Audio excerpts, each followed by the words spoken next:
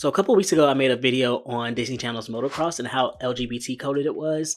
And I kind of want to make a series on talking about Disney Channel movies because I love them so much and a lot of them have very weird plots. And today we're going to be talking about another one. But before we get into it, make sure you guys like, comment, subscribe. You already know subscribing is free as hell. Like I said, I'm going to make this a series, so you don't want to miss out on any new video I post. Turn on the little bell or whatever the fuck it's called. And let's get started. So Pixel Perfect is a Disney Channel original movie that first aired in January of 2004, and the concept is both wild and kind of ahead of its time. It's always been one of my favorite Disney Channel movies because 1, I am a gay man, so of course I love a movie about a pop icon, and 2, I am a gay man who was once a gay boy who had a huge crush on Ricky Ullman. Like, he's definitely like top 5 Disney Channel crush growing up. So of course this movie was right up my alley. We see Ricky, whose character's name is Roscoe, which is a very interesting name, Roscoe. It's giving dog, but anyway, he video calls his friend named Samantha and tells her that he has a gift for her. The gift ends up being a cat, but Sam tells him that she's allergic to cats, but he goes and like changes up the cat's fur and stuff, revealing that the cat is a hologram. So apparently Roscoe's dad made this program that he's using to make this holographic cat, and he's like trying to get funding for it or trying to get someone to buy into it. I don't know. I know he works for some high-tech company, so let's just keep that in mind. As they're talking, the holographic cat runs out of the window and immediately dissolves like Thanos did in one of those movies. I don't know, I'm not a Marvel guy, I've just seen the meme. But the fact that the holograms cannot live outside is a very important fact that we need to keep in our brains. Roscoe goes to a band audition that Sam is participating in along with their other friends Cindy and Rachel. The 3 of them are in a band together called the Zettabytes, which screams early 2000s. We get our first song and this immediately takes me back. You may find me just a little strange, like dancing barefoot in the pouring rain. As they're singing though, the owner of this like venue that they're trying to get a spot at stops them midway and he's all like, "Why don't you go and stretch your stuff? Can you dance for us?" And Sam, who is like the lead singer, is like,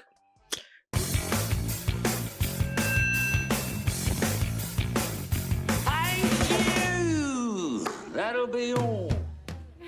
And this whole scene is kind of creepy because the way he's saying it is giving like, we need to stay away from this guy, especially since before we got into the whole them auditioning or whatever, we got a long shot of the outside of the venue and it says that they're auditioning for acts under the age of 18. So the fact that everyone here are minors and you're just like, go stretch your stuff. Creepy. So Roscoe tries to stand up to the guy, but he's all like, we don't really care if the music is good or not. We just want to know if you can give us a performance, which is pretty reminiscent of what the music industry is like today. Like, they don't really care about talent. They really care about the spectacle of the performer, which is, but this is not a video to talk about the state of the music industry today. Like, I ain't got time for that. But he also says, can you give us some Britney? Which, I mean, Britney was an icon, but also she was a minor when she first started.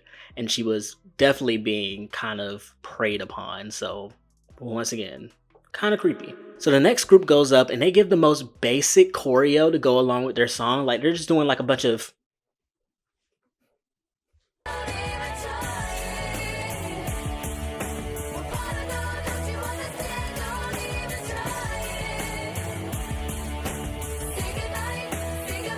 Like, I can do that. And I'm like one of the few black people in the world who has no rhythm, and I can do this.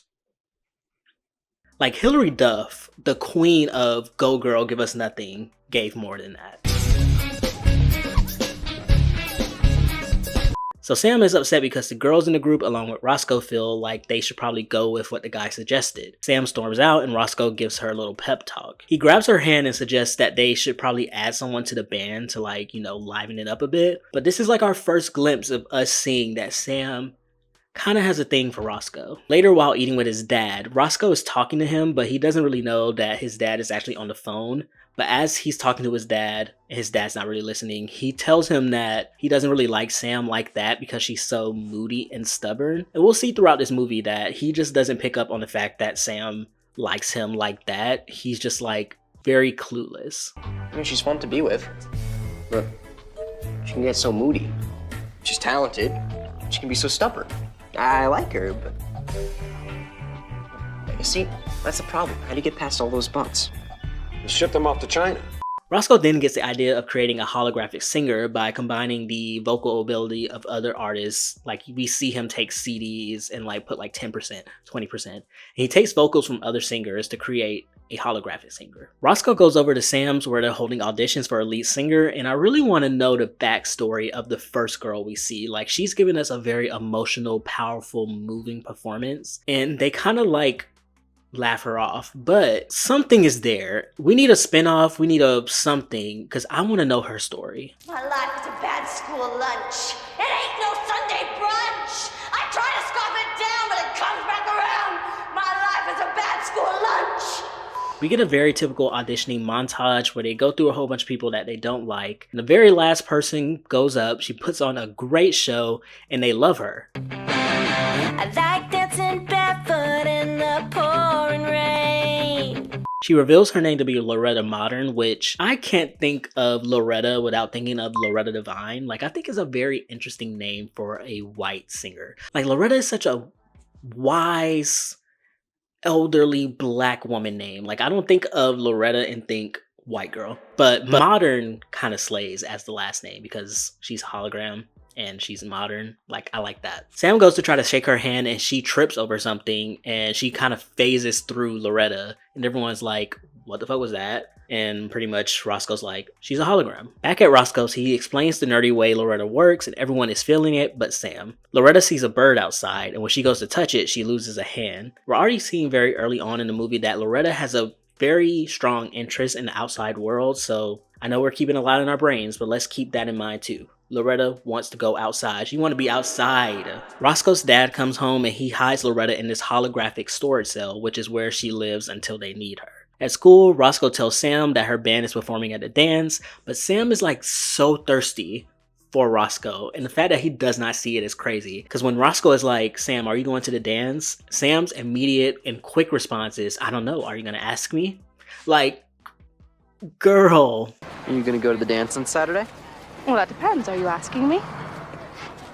Y'all be weak in the knees. Stand up! Stand up! Roscoe, use that big brain of yours. Like, it's crazy. Like, he's so smart, like with computers and stuff. But when it comes to like social situations, he has no clue. But no, he was asking her, is she going to the dance? Because Roscoe got them a spot to sing at the school dance because the original band wasn't able to make it because they got chickenpox or measles or something like that. No, the band is called Measles. They got chickenpox. I don't think it's called measles. It's called measles something. Is it in my notes? It's not in my notes, but I'll put the clip on the screen of the band name because these band names in this movie is crazy. I know all of you here are waiting to catch the infectious measles tonight. So Loretta and the band performs at the school dance, and of course the crowd loves it. Loretta is doing all kinds of spins and dips and flips, and she's just eating. But as she's eating, Sam is starving because she's looking over at Loretta giving like stank stares because she's kind of jealous, which I mean, she was the original lead singer, so of course she's going to feel some type of way when a new girl comes and she's just getting all the praise. Later, Loretta is amazed by the rain, which will come up again later, so keep that in mind. We have a lot in our minds today. We're using our big noggins and we're keeping important story beats in our brains. But also, in this scene, we kind of get our first glimpse at Roscoe being a little infatuated with Loretta, like more than just as a hologram, but as a person, which is kind of weird because she's not real. The next day at school, a boy named Max, whose mom owns the company that Roscoe's dad works for, tells him that they've been talking about shutting down his dad's project. And Max promises to put in a good word for Roscoe's dad if he sets him up with Loretta on a date, which Roscoe obliges to do, but he does it in a weird way because he asks Sam out to dinner. Maybe we could go out for dinner on Saturday. I'd really like that, Roscoe. Great. Wait a second. You can't. I made a deal with him, and Loretta can't be there without me. You can't be serious. At the double date, Roscoe tries his best to keep Loretta together while Sam trolls, which is honestly so me. While at the date, Roscoe's dad calls and is upset about him changing his programs, and as he gets up, Roscoe trips over something, which causes Loretta to like spiral, and she's like growing multiple mouths and like she's bulging out, she's going crazy. And Sam, even though she's kind of jealous of Loretta and is pissed off at Roscoe, decides to try to help out, and she like covers while Roscoe is able to unplug Loretta and fix her before like poofing her back into existence, but at a different table. Roscoe asks Sam to keep Loretta so that he can keep Loretta from his dad, and of course Sam folds because look at him, he's just so darn cute. Like, how can you not say yes to this boy? Sam and Loretta go at it, and Loretta kind of eats her up, minus the fat joke, but the last part she kind of does. And you're nothing but water and a few pounds of chemicals. Maybe a few more pounds than you really need. It's not fair. I can't even smack her. He screens your calls. Oh, okay. Hey, Roscoe, it's Samantha. If you're there, pick up. Okay, just call me when you get back. All right, bye. Sam plays this new song that she wrote for the band, and I need to note here how horrible the lip syncing is in this movie. Like, the fact that she's singing in her house, but it sounds like she's in the studio is kind of crazy. Here's the story of a girl living in a lonely world. But the whole song is about how Sam wants to be noticed by Roscoe, and it doesn't matter what she does, he doesn't seem to notice her. Like, the whole song is like, girl, if I was to cut my hair into a short power bob, or like dye it blonde and like a very blunt bang, a power bob, like I'm about to go into a courtroom, you still wouldn't notice me. I've never seen somebody so thirsty, but I mean, it's Ricky Ullman. Would you not be thirsty? Come on. They perform the song to the guy from the beginning of the movie and he loves it. He gives them a spot on amateur night and tells them that a scout from a major record label will be there, so you better be on your P's and Q's. After a mix-up, Roscoe realizes that Loretta was left behind and he blames Sam. Roscoe runs out of the car in the pouring rain and he's like, Loretta, I don't know what I would have done without you. And then he's like, I mean the band. I don't know what the band would have done without you because I don't have feelings for you or anything. I just, the band really needs you. Like, this boy is falling in love with this hologram. A hologram. An AI. Shout out to Allen Iverson, like, icon. Sam goes over to Roscoe's to drop off a new demo while he isn't there and notices where Roscoe pulled all of Loretta's vocals. And I kind of left this part out because I kind of wanted to be like a boom. I don't know why I said it like that. Like a boom. But then she finds where he pulled Loretta's looks. And some of the looks that he pulled was from Sam, which upsets her, which would piss me off too. Like, don't be using my looks and my pictures to make your little girl. And the fact that it's like shoulders, ? And it was like 10% and then like scratched out to be 4%. Like, he barely used her. At the show, Sam confronts Roscoe about him using her looks to make Loretta, and she asks him, like, plainly, what part of me did you use to make this girl? And the answer may shock you. Why did I say that like a Darman video title? What part of me did you like enough to keep? I gave her your ears. The Zeta Bites perform, and I did mention it earlier about how Loretta does these flips, but I think it's so amazing. Like, she's like a pop star mixed with like Lara Croft, Tomb Raider. The antenna outside begins to break down, which interferes with Loretta and she begins to malfunction, revealing to everyone in the crowd that she is a hologram. The band is originally worried that people will think it's weird or wouldn't like it, but the audience actually eats it up. And the scout from the record label also eats it up. We don't really see him talk to them, but the next scene we see them just like, getting a whole bunch of shit. We get a montage of the girls shopping, them performing, Loretta interviewing, as well as Roscoe and the record label guy being interviewed. We see them in the studio recording for their album. Roscoe feels some type of way when the record label guy tells him to take care of my girl. And he's all like, your girl. Take care of my girl, Roscoe. Your girl? Later, Roscoe's dad studies Loretta and he wants to work together with Roscoe to improve her. But Roscoe is thinking of Loretta as a person, meanwhile his dad is thinking of her as like a program, which, yeah, I mean, she's a hologram at the end of the day. I feel like in this movie, they're giving Loretta a lot more of a personality and making her more like, what's the word? Like, she's thinking more about life. Loretta uploads herself into the computer and we see her like in cyberspace or something. I don't know. This scene has always not sat right with me and I don't know why. I don't know if it's like the actual animation or like the way they filmed it, but I've always felt weird about this scene. I don't know why. She tries to get out by attaching herself to an email, but she is detected as a virus and is chased by dogs. She manages to send herself in an email to Sam, and Sam puts her into the data cell. Roscoe goes over to Sam's in a hurry, worried about Loretta, and Sam tells Roscoe that he's in love with Loretta and that he made his perfect girl, which I mean, T. What's the band gonna do without her? It's not about the band. It's about you. You're in love with her. You're ridiculous. Of course you are. You designed her to be your perfect girl. Sam is like, she's not real. And Roscoe like, well then what is real? And Sam is like, how do you do it? What's the little thing where they're like, well, that's not it. This is this. Sam's like, I'm real.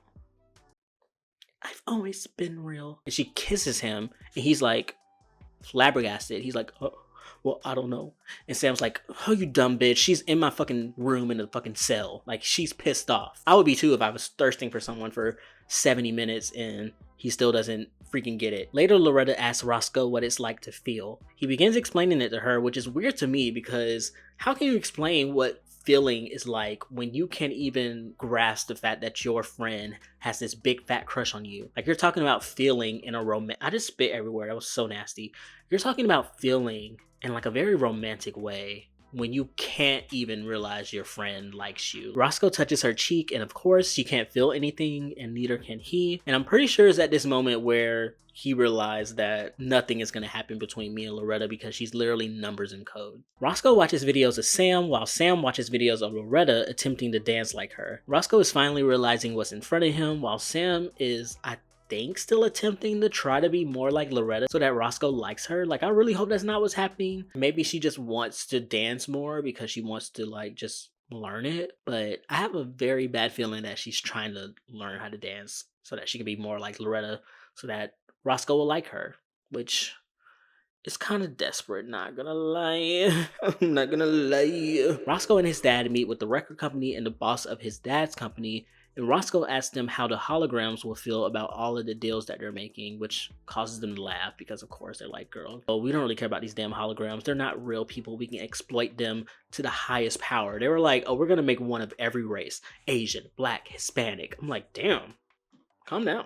They then announced that Loretta has been bought out by the record company, meaning that she no longer belongs to Roscoe, which he flips out. He's like about to go off. They're calling security, and he's like, Dad, you need to have my back. Roscoe's dad backs him up, but they take Loretta anyway, and the record label guy feels a little bad about it. I've been calling him record label guy this entire time, but his name is actually Daryl. And fun fact, when looking up stuff on this movie, I found out that Daryl is played by Chris Williams, who is the brother to icon Vanessa Williams. So the more you know. Daryl brings up Loretta out of the little cell thingy, and he asks her if she wants to be owned by the record label to continue singing, or if she wants to go back into the internet like earlier. She chooses the latter, and Daryl actually ends up quitting the job at the record label. If Loretta's still stuck in the internet, they have to perform without her, and they're a little worried, but Sam says she has an idea. Cut to the performance, and Sam is up there trying to shake and dance and flip like Loretta, dressed up as her in this horrible blonde wig. Like, it's kind of funny. But then she tries to do, you know, one of the flips, one of Loretta's legendary flips, and it doesn't go as planned.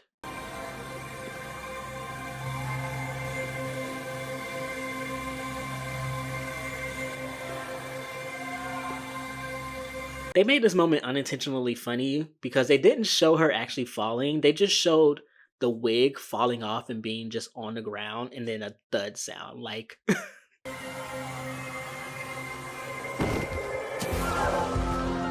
I don't know, someone's wig coming off is always going to be funny to me. I don't know why, it just is. The movie quickly gets dark with Sam in the hospital in a coma-like state. Roscoe gets an email from Loretta and she appears in the hospital. Loretta is upset about Sam being hurt, mostly because she got hurt trying to be like her. Loretta puts herself in one of the machines that's connected to Sam in hopes of helping her. Once again, this movie gets very dark with Sam looking like the final girl in the horror movie, or maybe even more like the possessed girl in the horror movie. Like, Sam looks bad. Sam tells Loretta how perfect she is, which Loretta responds with being like she hates being perfect. She wishes she can be able to actually learn stuff. She wishes she was able to make mistakes, blah, blah, blah. She just hates being perfect and being called perfect. They both begin glitching out, and Loretta notes how there's only room for one of them to come back. Sam wakes up, but it's actually Loretta and not Sam, which is kind of weird.